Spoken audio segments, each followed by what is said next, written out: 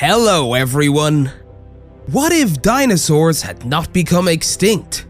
This is a question that is often asked on the street. Tyrannosaurus in particular is the subject of much interest as a very famous species of dinosaur that existed in prehistoric times. Welcome to our channel. As always, we will try to elucidate. If Tyrannosaurus had survived the mass extinction between the Cretaceous and Paleogene periods, how would the Earth be different today? Are you interested? Then let's begin.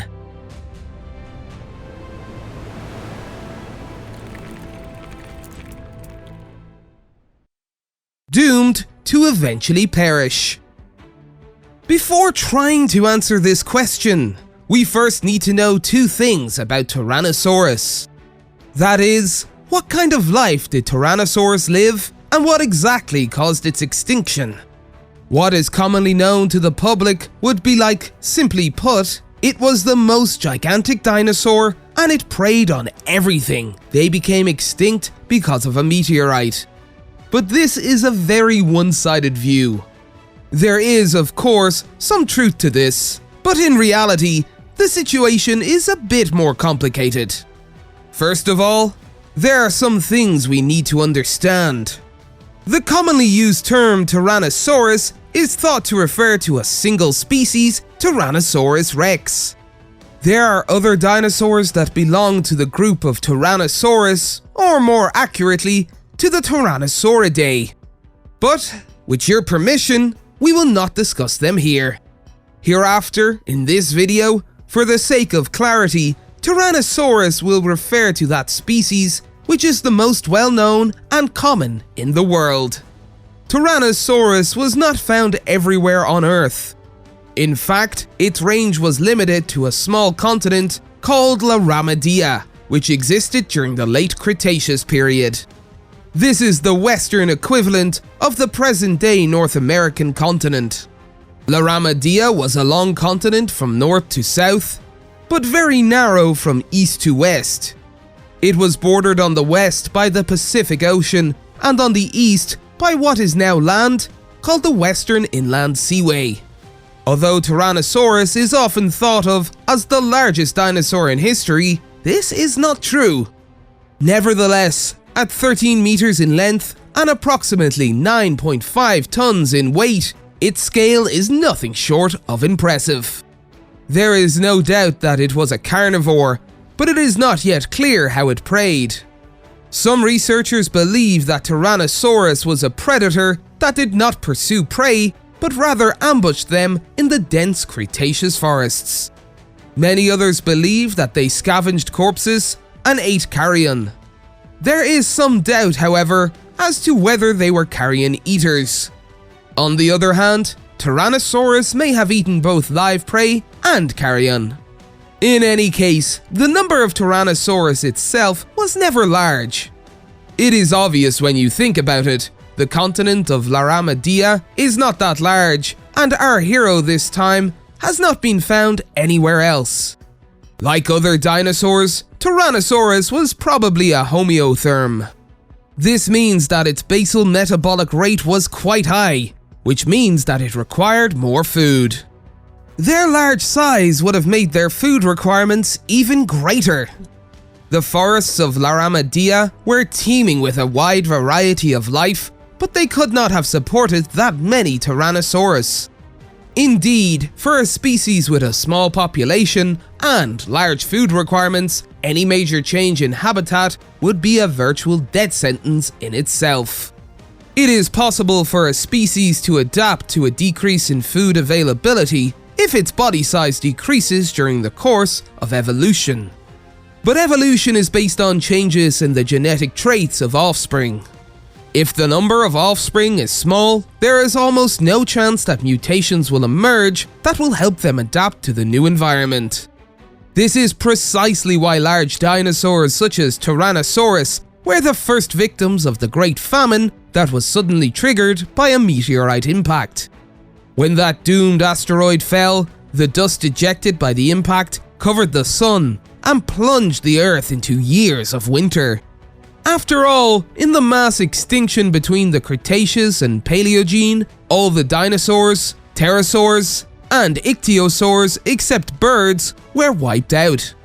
Although only a few of these species survived for a short time, the Tyrannosaurus disappeared prematurely.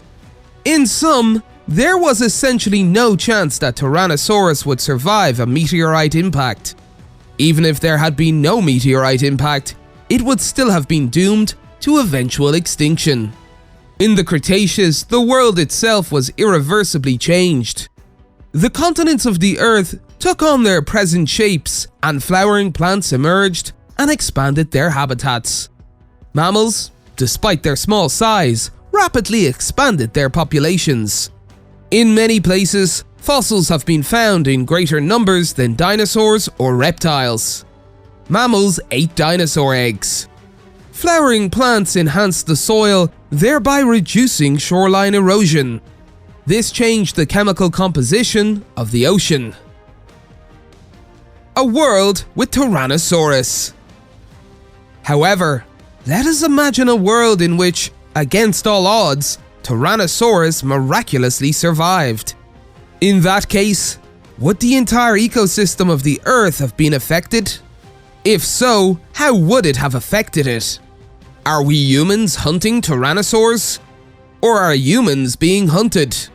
Tyrannosaurus would most likely have occupied the ecological status of a large predator. As for how its presence affected the evolution of life, it depends on how far it was able to expand its habitat. On the other hand, it depends on how the continental plates move. For example, suppose that Laramidea had not merged with the other landmasses of North America. In that case, Tyrannosaurus would be endemic only to that continent, like the Australian kangaroo. Other parts of the globe would have evolved organisms without being affected by them. The dinosaurs would have eventually gone extinct or been relegated to a narrow position at the edge of the ecosystem. Perhaps the European explorers who discovered Laramidea in the Age of Discovery would describe Tyrannosaurus as a monstrous dragon. Suppose that Laramidea became part of the North American continent, as per real geologic history. Tyrannosaurus probably extended its range over the entire continent, or at least into forested areas. It would have migrated further south into the jungles of Central America during the Ice Age, and then into the South American continent after it merged into a single continent. Eventually, by now, it would have been living somewhere in the Amazonian wilderness. Tyrannosaurus has never been found outside the Americas. It's unlikely that it would have traveled northward during the last Ice Age, crossed the frozen Bering Strait, and settled on the Eurasian continent. It would have been too cold there to survive. What impact would this have had on biodiversity? At the very least, there would have been fewer larger mammalian predators. This is because Tyrannosaurus would have taken its ecological place. At the same time, small carrion eaters would have thrived on the leftovers of this powerful dinosaur's feast. Would Tyrannosaurus have been a danger to humans? Wonderfully, not really. Of course, if you encounter a hungry Tyrannosaurus while walking unarmed through the jungle, that is clearly a harbinger of misfortune. But with an organized group of hunters, it is quite possible to lure it into a pit and kill it, for example. The Tyrannosaurus's massive body would be an excellent source of meat for the entire tribe, and its skin should provide material for clothing. It is very likely that the Tyrannosaurus actually had feathers, which would have been used as ornaments. When European settlement with firearms began, the hunting of tyrannosaurs quickly increased. By now, it might have become an endangered species. And the rich would have been able to buy Tyrannosaurus skin boots instead of crocodile skin on the black market. Let's recall the Mosasaurus, a large lizard that once lived and dominated the Earth's oceans long ago. The Mosasaurus went extinct about 66 million years ago, along with Pterosaurus and other non-avian dinosaurs. But what would have happened if they had survived? Kings of the Sea. First, let us briefly explain what we generally know about Mosasaurus research. This magnificent sea lizard is not as popular compared to its distant relatives, the famous long-necked plesiosaurs. But it was the Mosasaurus that truly dominated the seas and open seas of the late Cretaceous period. The first fossil of the Mosasaurus was found in a limestone cave near Maastricht in the Netherlands in 1764. The fossil found there was a fragment of its skull. Unfortunately, researchers at the time were unknowledgeable and classified the fossil as one that belonged to a crocodile, sperm whale, or some unknown fish. It was not until 1799 that the identity of the creature discovered in Maastricht was properly recognized. The name Mosasaurus, which means lizard of the Maas River, was created even later in 1822. The Mosasaurus was not a single species, instead, it described a family. The Mosasauridae were divided into a wide variety of species, each with different body sizes and anatomical features. The largest species representative of the mosasaurs was the Mosasaurus hoffmanni, which was 17 meters long, whereas the smallest, Dallosaurus, which lived at the same time, was less than a meter long. The Mosasaurus is not a dinosaur. Taxonomically, it is a lizard. Its closest genetic relative still living today is a monitor lizard, which may even share an ancestor with the Mosasaurus. Nonetheless, if you were to see a real-life Mosasaurus, you would not find any lizard-like features on it. It looks rather like an animal born as a cross between a fish and a manatee, with a relatively hooked rat-like tail. The ecology of Mosasaurus was rather similar to that of a whale. Its internal organs were also similar to a whale. The sea monarch was also a viviparous organism. What is most interesting is that it was warm-blooded, unlike today's reptiles. These features gave the Mosasauridae a marked evolutionary advantage, which is why, until the end of the Cretaceous, they outcompeted larger salmon sharks and plesiosaurs. The fossil record suggests that Mosasauridae were found throughout the Earth. Fossils have been found in many places such as Eurasia, North and South America, Africa, and even Antarctica. This may have had something to do with the fact that those sea lizards had a wonderfully efficient body structure and could thrive anywhere, as well as the fact that the climate was similar in almost all regions of the Earth at that time, which created similar biome systems everywhere. The end of its domination. The extinction of Mosasaurus was caused by a disastrous natural disaster that occurred 66 million years ago. When the doomed asteroid that created the Chicxulub crater fell on the Yucatan Peninsula in Mexico, the entire Earth was plunged into a dark night that never ended for many years. Dust and ash blocked the sun's rays. This caused mass extinctions during the Cretaceous and Paleogene periods. It was an ecological catastrophe that caused species including mosasaurs, pterosaurs, and dinosaurs to go extinct. One might ask questions like, if the asteroid had not fallen, would the Mosasaurus still be alive in today's oceans? As a matter of fact, that would be very unlikely. There are many known natural cataclysms in geological history that have caused mass extinctions. In fact, ecological changes have already destroyed the reptilian dominance on land, in the sea, and the air, meaning that there would have been some type of event that would have caused its fall either way. In the mid-20th century, when researchers had not yet identified a single cause for mass extinction between the Cretaceous and Paleogene periods, there were many theories to explain it. One of those theories attributed the cause of the mass extinction to the biosphere. Two factors, the emergence of flowering plants, which produce flowers and seeds, and climate change caused by continental drift, were thought to be related to this major event.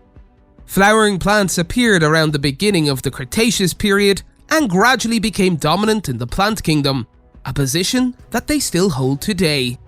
Because the roots of flowering plants are held firmly underground, the coast and shores of waters become stronger and less susceptible to being washed away.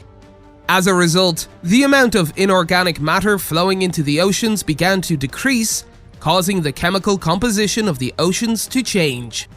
This then produced a chain reaction that killed off a lot of seaweed and plankton, causing herbivores and animals that feed on plankton to die, and in turn killing predators that fed on those types of organisms. In these cases, large predators at the top of the food chain are especially vulnerable. The biosphere theory was shot down when evidence of an asteroid strike was found, but the latest research shows that this was not necessary. This theory had a point. At the very least, it offered a reasonably plausible explanation for the extinction of the sea lizards. This theory may apply to pterosaurs as well. Many pterosaurs, like seabirds today, had close ties to the sea for their nutritional needs. In any case, if we put it another way, we can say that the mosasaurs, like all of its relatives, could not escape the unstoppable march of evolution and the development of the biosphere. If there were to exist a world in which the mosasaurs could have survived to the present day, it would have been a world completely different from ours today. But let us imagine for a moment that the mosasaurs managed to adapt to their environment and survive despite the changes in the world. The world of monsters. Being warm-blooded animals, the extensive habitat of the mosasaurs would have been largely maintained. We would have encountered various species of this fish-like lizard throughout different oceans and seas, except for areas where it is extremely cold. Each species of the Mosasauridae would have reigned at the top of the food chain in the seas. Sharks would have been relegated to the backstage at best, and at worst, would have gone extinct altogether. That would mean that people today would not even know that shark-like creatures existed in the past. The reason for this is that shark skeletons, with their high cartilage content, do not remain in a good fossil condition.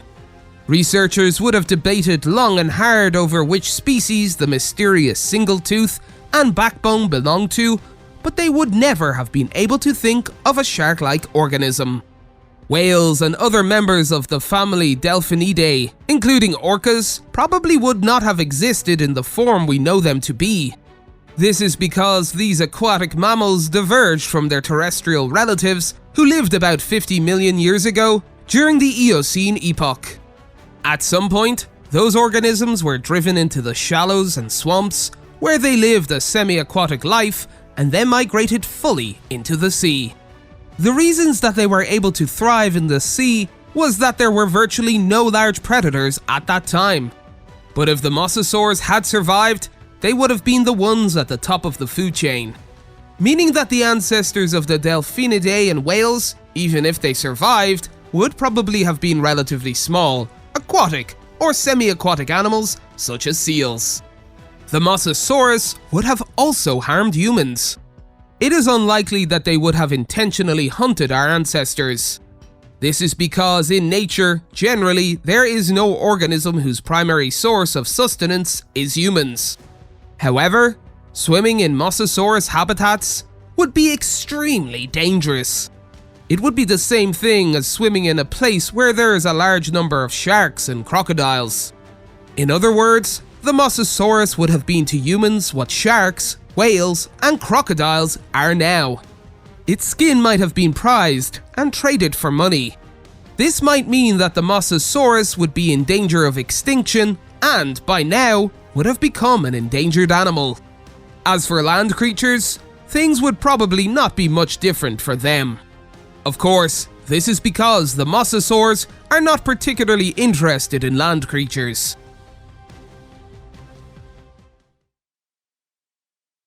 In the distant past, our planet was home to incredibly massive creatures. For instance, dinosaurs.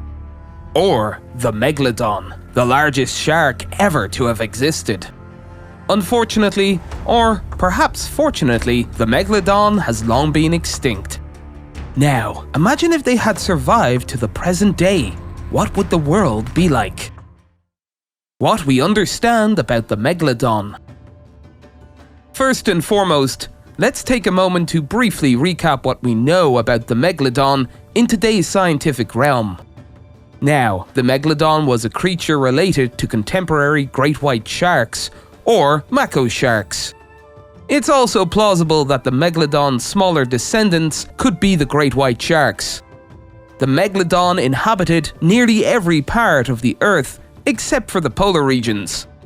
Notably, bones have been discovered in places like Australia, New Zealand, Japan, India, Bangladesh, Cuba, the UK, the US, California, Chile, as well as in current Central and Eastern European regions like the Czech Republic, Austria, Hungary, and Poland.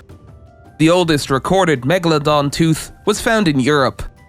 It's quite remarkable to contemplate that locations, now comprising land, were once submerged millions of years ago, especially during a time when medieval society had no understanding of fossils.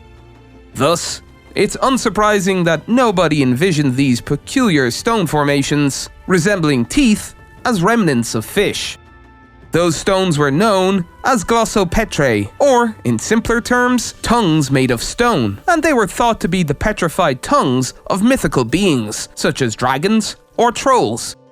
Let's also bear in mind that, while the geographical layout of the Earth during the Megalodon era bore some similarities to the present, there were indeed distinctions. Specifically, Europe comprised islands akin to the current Arctic archipelagos. Hence, it's natural to question the discovery of Megalodon fossils in nations lacking contemporary coastlines. It appears that Megalodons preferred shallow waters adjacent to coastlines, warm lagoons, and coastal regions. However, they were not averse to venturing into deeper waters. These creatures were merciless predators, targeting fish, dolphins, and even various species of whales, including sizable ones. Megalodons employed their massive bodies to ram into prey and deploy their teeth to penetrate deeply into the chests or backs of their victims. Indeed, although whale chests and backs are typically the most resilient areas, Megalodon teeth were more than capable of overcoming skeletal defenses. Considering that Megalodon jaws spanned approximately 2 meters and were adorned with a total of 276 teeth arranged in 5 rows, the evidence is compelling. To the best of humanity's knowledge, the Megalodon stands as the largest fish in Earth's history. Their length could exceed 15 meters, and while various calculations exist, their weight was estimated to range from 45 to 50 tons. However, within the realm of marine life, the Megalodon did not claim the title of largest. This distinction belongs to today's blue whales, which are twice the size of their ancient counterparts. Thus, while the Megalodon reigns supreme as the monarch of prehistoric fish, it pales in comparison to the sheer magnitude of contemporary blue whales. The perilous seas. In reality, much like many other species, the Megalodon met its demise due to shifts in natural conditions. The era in which the Megalodon thrived was sufficiently long, lasting approximately 20 million years. During that time, the seas teemed with slow-moving, highly primitive mammals, yet there were no large whales akin to today's orcas. Approximately 3.5 million years ago, with the emergence of numerous whale species, the Megalodon lost out in the competition for prey and vanished from the stage of evolution. But what if those changes hadn't occurred? Let's take a moment to imagine what would have transpired if orcas hadn't displaced the monster shark from its ecological niche as the apex predator of the seas. It's plausible that both could have coexisted, or perhaps large whales might never have appeared at all. How might the creatures have adapted? Firstly, the seas would have been considerably more perilous. As previously mentioned, Megalodons inhabited regions spanning from the tropics to temperate zones. While primarily dwelling in the open ocean, they seem to have ventured into relatively small seas as well. Contrary to the commonly depicted image, sharks do not particularly target humans. In fact, there are very few animals that specifically prey on humans. The reason they may attack humans is often a case of mistaken identity with the various fish and marine mammals they typically feed on. Sharks are curious creatures and may test unfamiliar objects out of pure curiosity. However, for the person caught in their jaws, it's hardly a trivial matter. Nevertheless, the idea of taking a swim in the ocean would have been fraught with danger. Unlike modern sharks, megalodons were plentiful and, furthermore, larger and more aggressive. Certainly, over time, various methods of protection, such as megalodon repellents, would have been invented, but that likely wouldn't have occurred until the past 2 or 3 centuries. Additionally, megalodons may have attacked fishing boats or even relatively large vessels. Having experienced the thrill of colliding with their prey head-on, they became immensely hazardous entities. Imagine the impact of a 40-ton behemoth colliding at incredible speed with the hull of a small, single-person boat. That would have likely led people to refrain from fishing or maritime transportation, right? Not necessarily. After all, facing off against dangerous animals is nothing new for humanity. Undoubtedly, humans would have quickly devised ways to confront megalodons, and for coastal residents, megalodons might have been seen not as threats, but rather as valuable, appreciated prey. Megalodon meat would have served as decent preserved food for winter, their skins could be utilized for clothing and tent materials, and their bones could have been fashioned into weapons, ornaments, and cooking utensils. As time progressed, humanity might have transformed this into an industry resembling modern whaling and processing. In the end, it might have led to a situation similar to today's reality. The megalodon would have gone extinct. They would have met the same fate as creatures like the aurochs and the stellar sea cow. They would have been listed as endangered species on the red list of threatened species. However, don't fret. In the era before human intervention, megalodons would have had a significant impact on marine ecosystems. At the very least, the number of dolphins, pinnipeds such as seals and sea lions, whales, and other maritime mammals would likely have been fewer than they are today. These predators wouldn't have been able to survive the competition, and herbivorous creatures would have become the megalodon's prey. Lastly, let's briefly touch upon the opinion in cryptozoology that megalodons might still be alive. In 2013, the Discovery Channel aired a pseudo-documentary film on this topic. It was evident that this was purely for entertainment purposes, as stated in the disclaimer at the beginning of the film, a fact the producers did not deny. However, many people believe that megalodons might still be alive. Prior to this program, there had been periodic reports of megalodon encounters. Researchers are skeptical of these reports.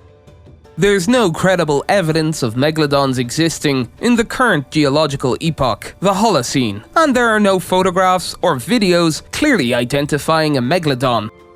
Moreover, it's highly unlikely that researchers could have overlooked such a massive predator for so long. But perhaps they were just unlucky. Nobody knows for sure. As you probably know, the Titanoboa is a giant snake that once inhabited our planet. Most people, when they hear the story, think of a dangerous predator that keeps animals away from its entire habitat. Really? Was it? And what would have happened if the Titanoboa had not become extinct? The world of Titanoboa. Nothing in nature exists just and without any connection to anything else. Animal species of any kind is an inseparable part of the biome of its habitat. Only those that can survive and thrive are those that are well adapted to the conditions of the time. The great law of evolution, discovered by Charles Darwin, represents the best example of the law of nature. So, in order to understand what kind of animal the Titanoboa was, we have to find out as much as we can about the conditions under which it lived. Now, Titanoboa lived about 60 million years ago, shortly after the extinction of the dinosaurs, in a time period known as the Paleocene. The bones of Titanoboa were found in Colombia, but the distribution zone was much larger, possibly extending over most of South America. Then, South America was an isolated continent, not connected to any other continent, much like Australia is today. The global winter that began after the fateful asteroid strike that had destroyed the dinosaurs abated, and a relatively warm climate prevailed on this planet. The land where Colombia now stands was then tropical, with an average annual temperature of about 35 degrees Celsius. The area was covered with jungle and was crossed by countless rivers. In short, all conditions were much the same as today. The only difference was that there was no humans, and the jungle was inhabited by a completely different group of animals. Titanoboa supposedly lived in rivers. Some of them reached 14 meters in length and seemingly weighed over a ton. Among those that shared the same habitat as the Titanoboa was an aquatic Tyrannosaurus, similar to a crocodile, with a body length of up to 6 meters. Titanoboa may also have often encountered the same species of tortoises now extinct. For example, the carbonemes, whose carapace is over 1.5 meters long. Titanoboa was first thought to be the top predator that ruled the food chain, attacking and eating all other animals, including those just mentioned. Also, according to this theory, birds and mammals that inadvertently approached the water were prey to the Titanoboa. The most widely distributed mammals in South America throughout most of the Cenozoic era were the Noto ungulata. Noto ungulata varied in appearance, but the most representative of the Titanoboa period was the Thomas Shuck's leia, a 1.5 meter herbivore that was somewhere between a dog and a wild boar. The kings of birds in South America were the flightless birds of the Forus Racidae, ranging from huge ones several meters long to small ones less than a meter long. Stated differently, there was no shortage of prey for the Titanoboa. This theory, however, has been proven wrong by the latest research. When researchers examined the skull of the Titanoboa, they found that its main prey was fish. So, with the exception of fish, none in the habitat of the creatures mentioned earlier had to fear the Titanoboa. On the other hand, it was obviously foolish to attack this giant snake, so Titanoboa apparently did not need to fear other predators either. Why did the Titanoboa become extinct? Titanoboa as a species existed for only a short period of time, about 2 million years.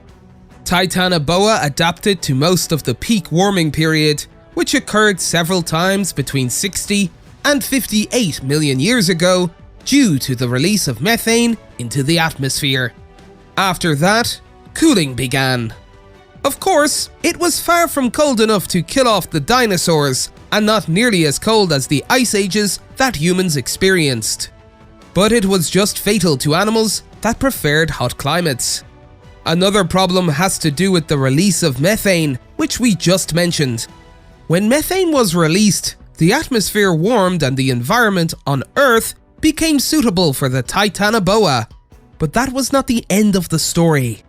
In the North Atlantic, methane compounds were released over and over again, and these conditions continued for about 2,500 years, causing the seawater to become acidic and creating large areas of anoxia. Many sulfate-reducing bacteria, which produce hydrogen sulfide, appeared. At the height of this process, about 10 to 20% of the world's oceans were inhabited only by anaerobic organisms, as is the case today in the deep Black Sea. Such waters were essentially just near the coastlines of the continents. As a result, fish numbers declined. Really, fish could no longer live anywhere. Then there was no more food for the Titanoboa. Of course, the Titanoboa lived in rivers, not in the sea, but we must not forget that many fish live in freshwater but migrate to the open sea to spawn. The saltwater areas suitable for growth have decreased and they can no longer migrate. The two factors seem to have contributed to the extinction of the Titanoboa: colder temperatures and the expansion of hydrogen sulfide-rich waters. The present species of snake, called the boa or anaconda, are smaller than the Titanoboa and emerged much later. But what would have happened if the Titanoboa had survived these adverse conditions? To be honest, even if it had survived, Titanoboa would have had a whole new set of problems ahead of it. There were many natural cataclysms during the subsequent 60 million years, but perhaps even those were not the greatest threat, but rather another problem facing it. As we have already explained, throughout almost all of the Cenozoic era, the South American continent was surrounded on all sides by ocean, like the Australian continent is today, and there was a unique faunal expanse there that could not be found anywhere else. This included, the Forest Rachidae and the Notoungulata. The South American continent began to be connected to the North and Central America only 15 million years ago, and the land bridges between the continents were not built until about 3 million years ago. As a result, many animals began invading the land from North America to South America. Both birds of the Forest Rachidae and animals of the Notoungulata were unable to survive the competition and perished in a relatively short time. Other species also suffered. For the Titanoboa too, a difficult situation arose. For example, fish from the north, which the Titanoboa cannot eat, may have displaced the freshwater fish that the Titanoboa fed on, and new plant species may have altered the chemical composition of the soil and, as a result, components of water. Incidentally, judging from current range of their habitat, the existing boa family of snakes, a distant relative of the Titanoboa, originated in South America and then spread further into Central America along the newly created bridge. Then perhaps the land connection was not a bad thing for the Titanoboa. What if the Titanoboa had not become extinct? How would the animal kingdom have changed if Titanoboa had survived? No wonder they are not so strong anymore. Other snakes of the boa family probably would not have evolved into what they are today, because the Titanoboa would have taken over their ecological status. Titanoboa would have remained the only species of serpent of its kind. After the Americas became landlocked, the surviving Titanoboa may have begun migrating to secure new territories. By now, the Titanoboa's home range may have extended to the Mexico-US border. Because the jungle has remained essentially unchanged for tens of millions of years, it would have provided a very comfortable habitat for the Titanoboa. Titanoboa were not so dangerous to humans. We humans are not tasty to them. Please, have some fish.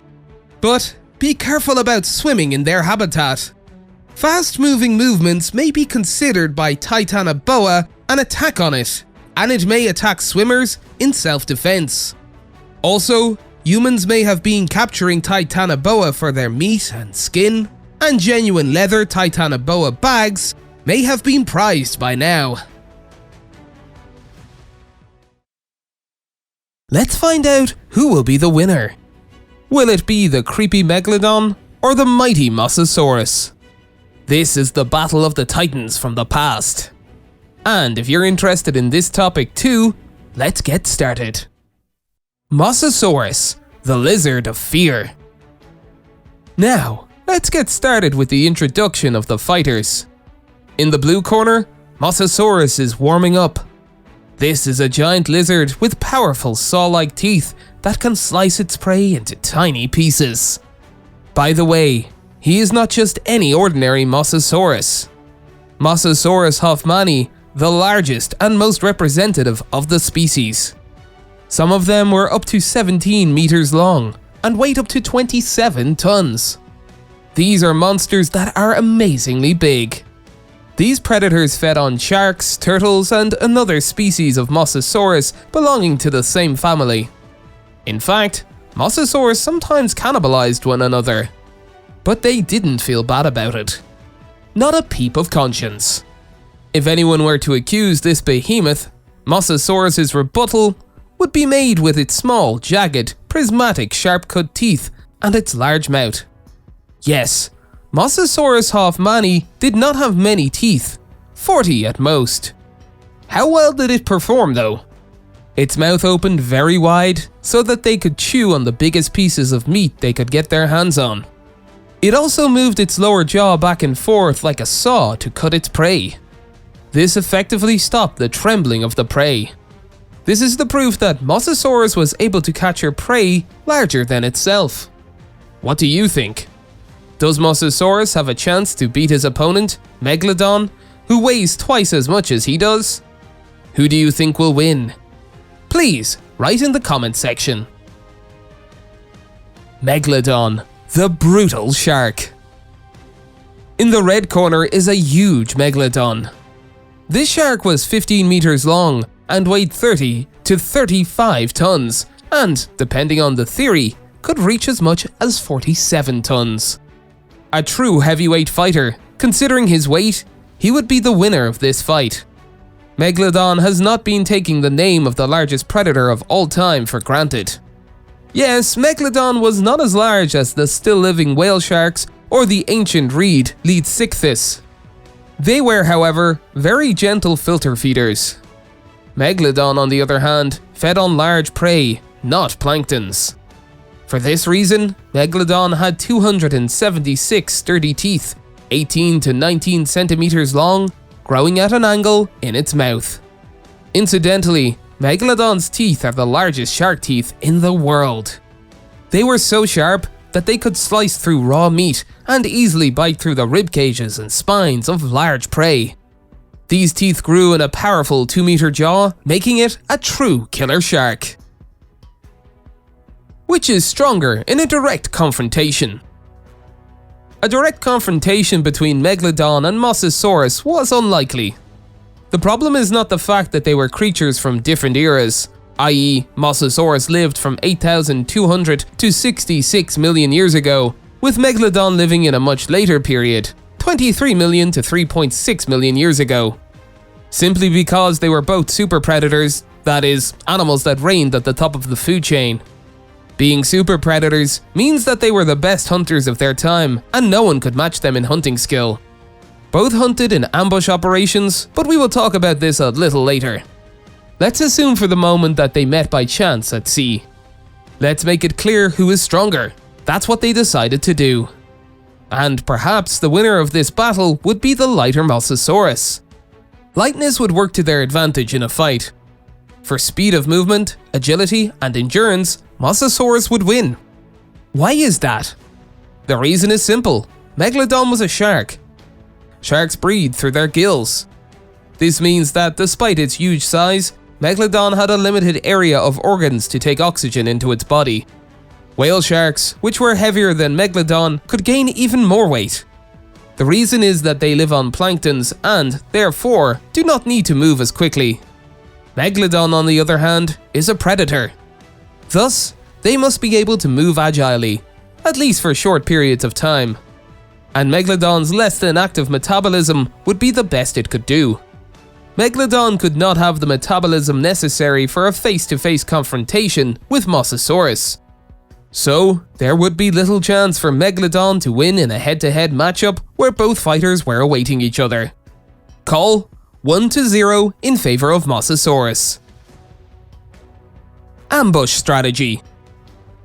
This battle may be more reasonable, because both would probably have hunted by ambush.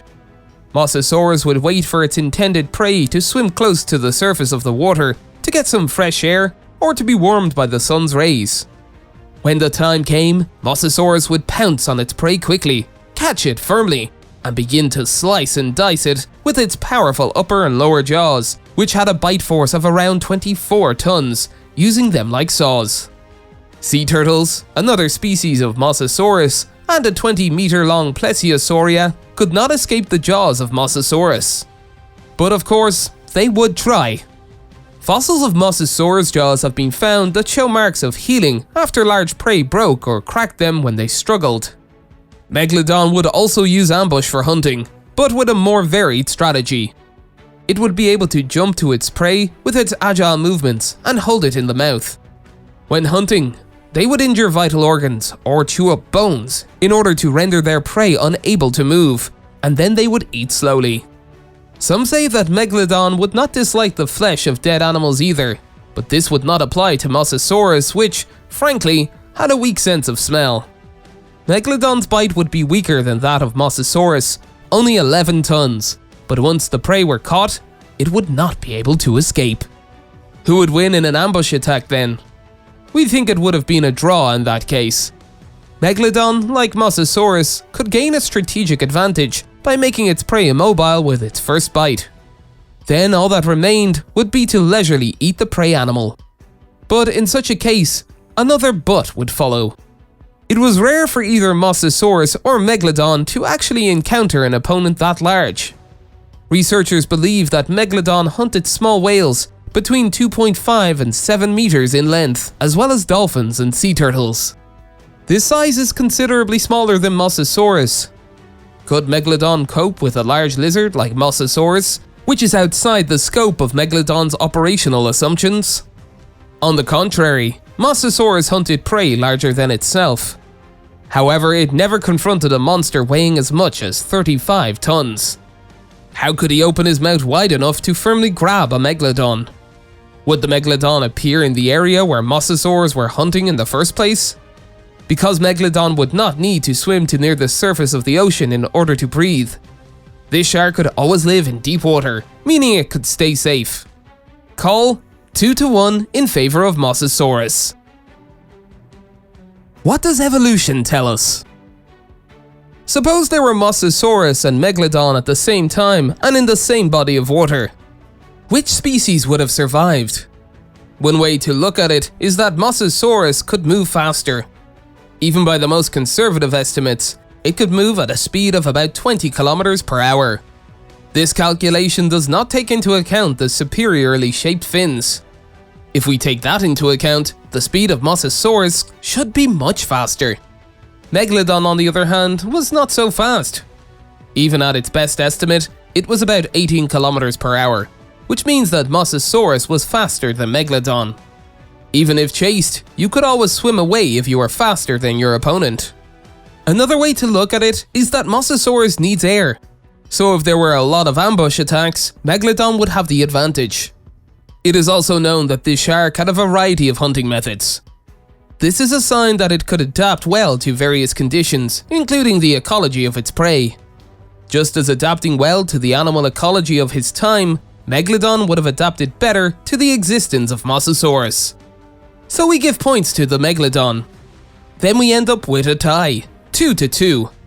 By the way, have you ever heard the rumor that Megalodon is not extinct and still drifts the bottom of the deep sea? If you have heard such a rumor, please let us know in the comments section.